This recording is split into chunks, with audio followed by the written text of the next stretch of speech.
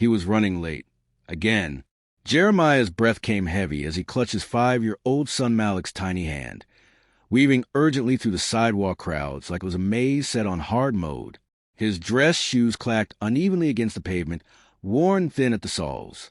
His only suit, a faded gray, hung a little too loose these days, proof of the dinner sacrifices he made to make sure Malik never went to bed hungry. In one hand, he held a folder packed with neatly printed copies of his resume, carefully protected in a plastic sleeve. In the other, a juice box. Malik insisted on bringing it. "Daddy, I'll be extra good if I can just have my apple juice for the train ride," he'd pleaded with those wide, innocent eyes no parent could ever say no to. So here they were, father and son in full sprint toward Platform 3, racing against time in the chaos of the morning grind. Horns blared. Phones rang. The scent of street food mixed uncomfortably with the exhaust of the city, always moving too fast. But today was supposed to be different. Today was the day. A golden opportunity finally within reach. An interview for a project manager position at a major software firm. A real job. A real salary. A desk. Health insurance. Maybe even a future Malik could rely on. Jeremiah had prepared for this interview for weeks, researching the company late at night when Malik was asleep, practicing questions in the mirror, even borrowing a tie from his landlord after promising to mow the lawn in return. Everything was riding on this. He had never been this close. While juggling cleaning shifts, courier jobs, and helping Malik with preschool homework, he'd somehow kept the spark alive, the hope that no matter how tough things got, he could turn it around. But time was not on his side. The morning had already thrown him curveballs. Malik spilled cereal, a bus that broke down, and a surprisingly long walk to the nearest working train station thanks to weekend track repairs. He checked his watch again. If he caught this train, he'd make it to the building with minutes to spare. "Almost there, buddy," he huffed, glancing down. Malik kept up bravely, arms pumping hard, his tiny backpack bouncing behind him with every stride. "You're doing great," Jeremiah added, even as his chest pounded, just a little farther. But as they neared the last block before the station, Jeremiah skidded to a stop. Malik bumped into his leg. They both looked ahead. A luxury black sedan sat on the curb, hazard lights flashing. Steam rose from under the hood, and beside it, a well-dressed woman in heels and a navy blue suit stood helplessly, desperately trying to flag anyone down. Dozens of pedestrians passed her by, eyes averted, some too busy to help, others assuming someone else would. No one stopped. Jeremiah looked at her, then his watch, then his son. Fate, it seemed, had made its move, and now it was Jeremiah's turn to make his.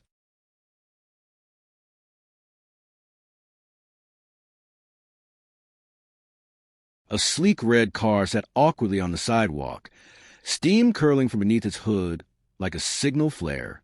One of the front tires was completely flat, the rim nearly scraping the pavement. Next to the car stood a woman who seemed completely out of place in the situation, polished, professional, and clearly frustrated. She wore a navy blue pantsuit that probably cost more than Jeremiah's entire wardrobe and heels that didn't belong anywhere near car trouble.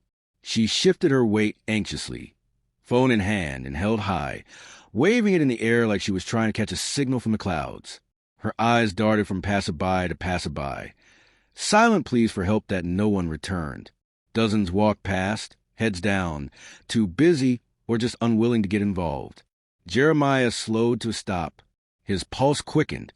The station was right there. The train, the interview, it was within reach. Every second he lost now meant risking what he'd worked so hard for. His mind screamed, keep going. But then he felt a tug on his hand. He looked down. Malik's small eyes were fixed on the woman, his brow furrowed in deep concern. "Daddy," he said softly. She looked sad. Jeremiah exhaled. That was all it took. He glanced once more at his watch, then back at the stranded car, and made his decision. He gave Malik's hand a gentle squeeze, then walked toward the woman. "Excuse me, ma'am," he called, keeping his tone calm and steady. "Everything okay?" The woman turned, startled at first, then clearly relieved. "My tire's blown out, and the engine's overheating. I tried to call roadside assistance, but the signal here's garbage. She looked at him closer, probably noticing his dress shoes and suit, his resume folder tucked under his arm, and a young boy at his side. Her wary expression said what her mouth didn't. You clearly have somewhere to be. But Jeremiah had already knelt near the tire, inspecting the damage with an experienced eye. Lucky for you, he said with a small grin. I did a little mechanic work before all this suit and tie stuff. He gently placed his resume folder on the car's passenger seat, out of the rain droplets beginning to fall. It didn't matter at this point. It was a sacrifice he was already making. She hesitated, concern rising in her voice. Are you sure? I mean, you look like you've got something important going on. Jeremiah stood up, brushing a bit of dust off his pants. He looked her in the eyes and smiled, tired, warm, but genuine. There's nothing more important, he said, than helping someone who needs it. She didn't respond for a moment, just stared at him like he was an alien in a crowd of people too busy to care. Then, quietly, she nodded. Jeremiah rolled up his sleeves, and without another word, got to work. 20 minutes later, Jeremiah was squatting beside the car, tightening the final lug nut with a borrowed wrench, rainwater dripping from the edge of his sleeve. His hands were greasy and stained. His once decent dress shirt was now wrinkled, damp, and smudged with grime. Malik stood nearby, clutching the juice box, patiently watching with quiet admiration. With one final twist, Jeremiah stood up, wiped his hands on a spare cloth the woman had pulled from her trunk, and exhaled deeply. All done, he said, offering a smile. The woman looked absolutely stunned, not just because the tire was fixed, but by how he had helped. Without complaint, without hesitation, and with complete sincerity. She stepped closer, pulling out a slim leather wallet and offering him a crisp bill. Please, she said, you saved me a lot of time and trouble. Let me at least give you something. Jeremiah raised his hands gently, stepping away. I didn't do it for the money, he said. Just do me a favor. She blinked. A favor? He nodded. Help the next person who needs it. The woman paused, her eyes narrowing ever so slightly as something shifted in her expression. Awareness, maybe. Respect. You're quite a rare person, mister. Jeremiah, he replied, brushing dust from his suit jacket. He reached for Malik's hand. And this little man is my son, Malik. Malik gave a shy smile and a wave. The woman's own smile softened. But Jeremiah quickly turned to retrieve his resume folder from her passenger seat, now slightly creased from being tossed aside during the tire change.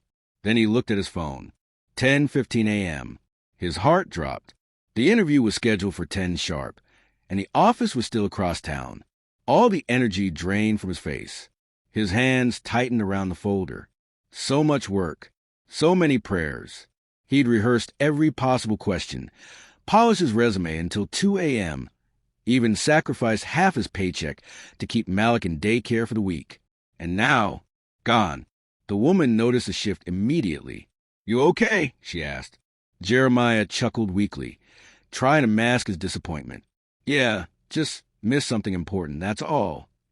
She tilted her head, reading him effortlessly. You missed your interview, didn't you?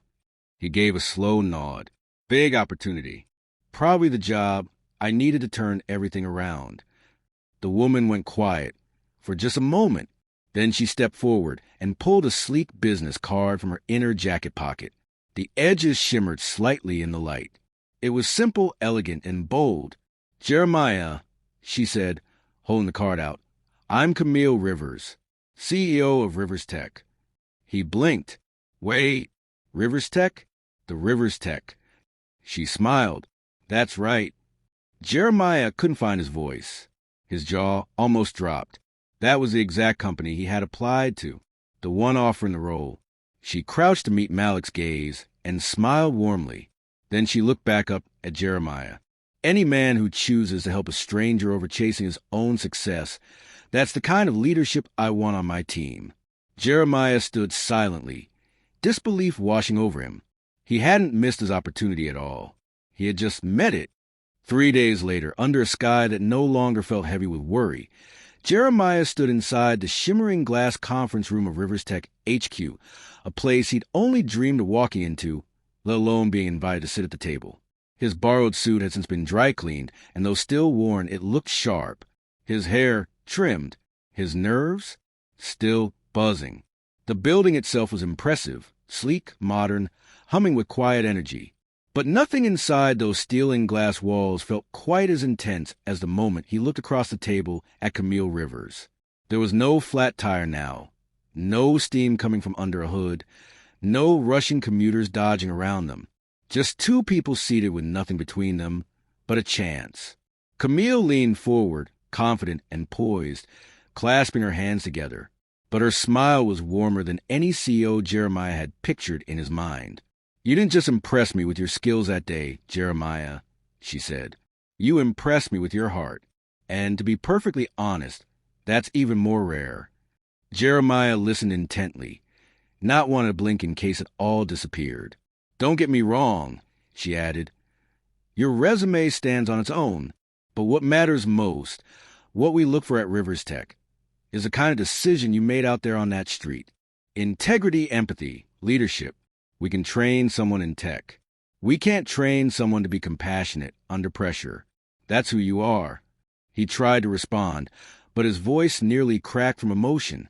He nodded instead, forcing a grateful smile. Camille slid a folder across the table toward him. The logo on top was gold embossed. Inside, the details of a formal job offer. It wasn't just a job. It was a career, a full-time role with double the salary he had applied for, health and dental coverage, paid time off, a clear path to promotion, and a child care assistance program that meant he'd no longer worry about who would watch Malik while he worked. His hands trembled as he reached for the offer letter. "I don't even have words," he whispered. "Thank you for seeing me." Camille smiled gently. "Thank you, Jeremiah, for being the kind of person people need to see more often." Just outside the glass doors, little Malik sat cross-legged in the waiting area, holding a receptionist's tablet and giggling as he tapped cartoons. He looked so peaceful, so far from the stress they carried just days ago. Jeremiah stepped out of the conference room, offer letter in hand. The second Malik saw him, his eyes lit up. "Daddy?" With tears rising fast, Jeremiah scooped him into his arms, hugging him so tight his little feet dangled off the floor. "We did it, buddy," he whispered. "We really did it." Behind them, the receptionist turned Camille, eyebrows raised. "So he's the guy from the tire story?" Camille didn't take her eyes off the father and son embracing. "No," she said softly. "He's the one from a humanity story."